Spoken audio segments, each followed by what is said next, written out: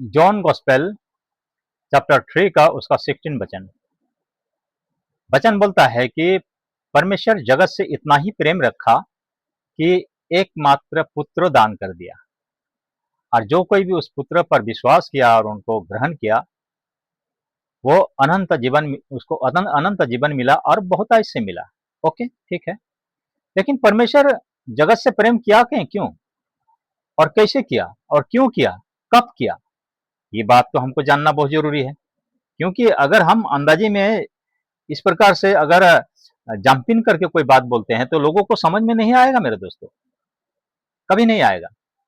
क्योंकि इसको तोड़ मरोड़ कर, इसको अगर उदाहरण को हम नहीं बताएंगे, इसका रहस्य को नहीं खुलेंगे, और इसका जो वचन का वर्णन जो है कि इसका भेदों का वर्णन अगर नहीं करेंगे तो लोगों में समझ नहीं आएगा, और अगर समझ नहीं आता है तो फिर उनका अंदर में परमेश्वर का विश्वास प्रवेश नहीं करेगा, है ना।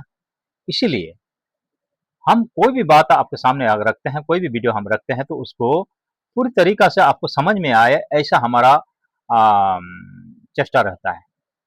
क्योंकि हम जो बोल रहे हैं आपको अगर समझ में ही नहीं आ रहा है तो फिर मेरा वीडियो बनाने का क्या तरीका है, क्या क्या लाभ है।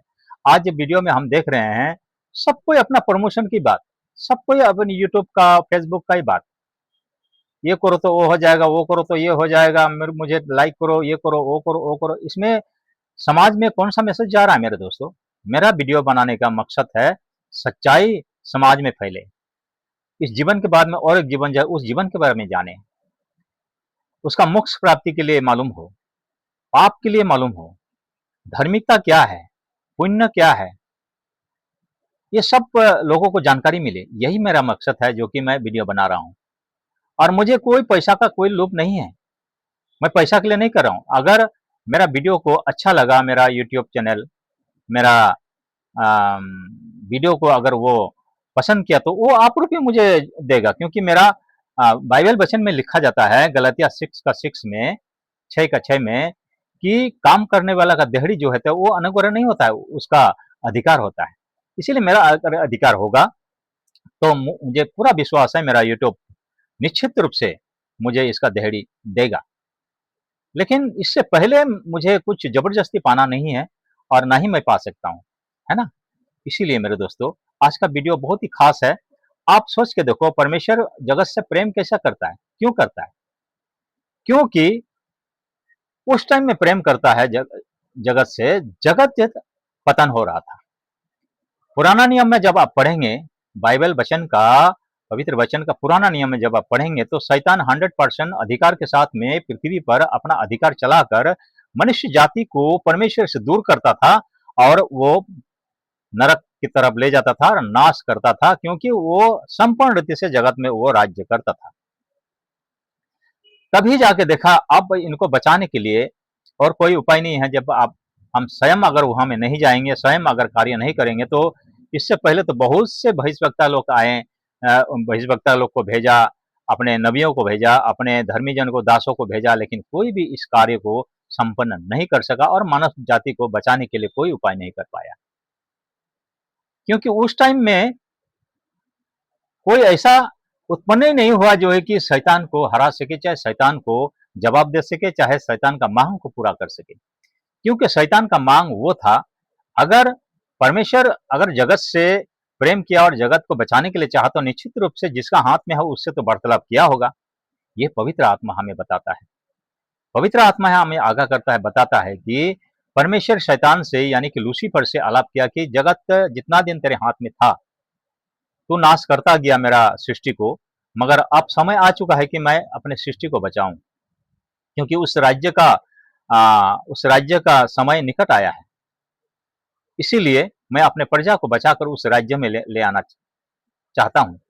तभी तो शैतान ने डिमांड किया कि मैं 4000 साल इस पृथ्वी को मैं चला रहा हूं, पृथ्वी में राज कर रहा हूं। यूं ही एक के शब्द में आपको कैसे मैं सौंप दूं, कैसे दे दूं?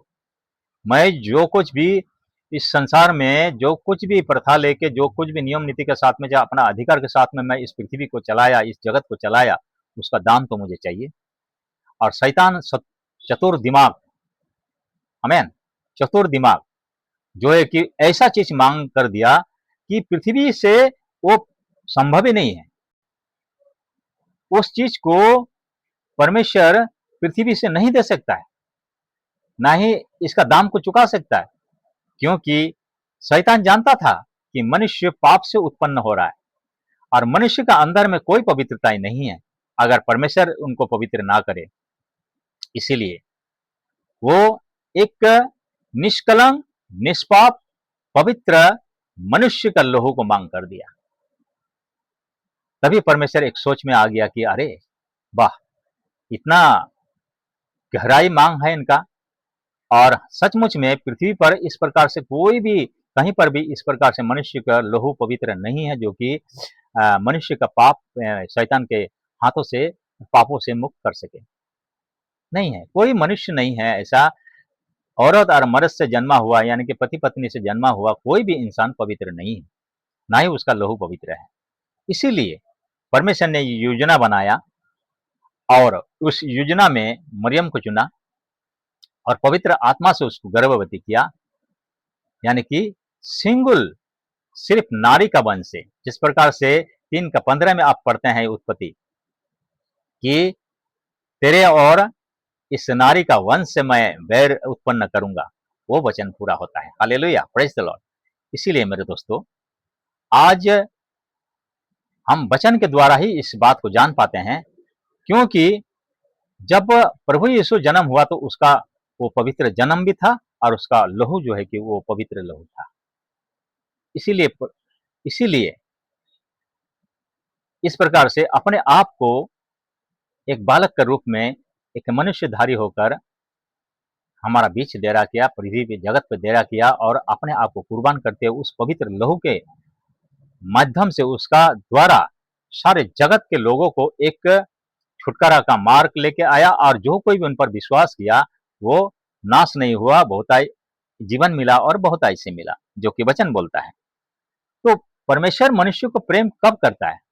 हम एक बार आइजा भविष्यवक्ता में अगर हम पढ़ते हैं तो हमें बहुत ही सुंदर रीति से समझ में आता है, क्योंकि आइजा भविष्यवक्ता उसका चैप्टर 53 का उसका 6वां वचन, आमेन, प्रेज द लॉर्ड। 6वां वचन बोलता है कि हम तो सब के सब भेड़ों के समान भटक गए थे। सचमुच में मेरे प्रियो, जगत के लोग पूरी रीति से भटक गए थे। शैतान भटका कर परमेश्वर से पूरी रीति से दूर कर रहा था और परमेश्वर का विरुद्ध खड़ा कर रहा था। आमेन। भटक गए थे, हम में से हर एक ने अपना अपना मार्ग लिया और यहोवा ने हम सभी के अधर्म का बोझ उसी पर लाद दिया। किस पर? यीशु मसीह पर। तभी जाके यीशु मसीह का लहू के द्वारा ही हमें छुटकारा मिलता है और पाप का मोचन होता है। वचन बोलता है कि बिना लहू बहाए पाप का क्षमा कतई नहीं है, बिल्कुल नहीं है। इसीलिए यही बात है मेरे दोस्तों कि हम हमें परमेश्वर उस टाइम में प्रेम करता है जब हम परमेश्वर का विरोध में खड़ा रहते हैं, हम परमेश्वर का कोई लायक ही नहीं होते हैं, हम परमेश्वर को नहीं जानते हैं और परमेश्वर को अगुवाई भी नहीं जानते हैं, परमेश्वर के वचन को भी नहीं जानते, कुछ भी नहीं जानते हैं, हम परमेश्वर का विरुद्ध में कार्य कर रहते हैं, तभी परमेश्वर हमें प्रेम करता है। इसीलिए परमेश्वर का प्रेम जो है कि वो निस्वार्थ प्रेम है। Hallelujah, praise the Lord. आशा करता हूँ आप लोग के इस वचन के द्वारा आपका जीवन में आशीष होगी और निश्चित रूप से होगी, और इस प्रकार से अपने आप को आप बचाव करने के लिए इसके बाद जो जीवन है उस जीवन को पाने के लिए निश्चित रूप से आपको प्रभु बहुतायत से आशीष करे और बुद्धियों से भर दे, ताकि आप उस जीवन को पा सकें। आमेन, प्रेज द लॉर्ड। जय मसीह की।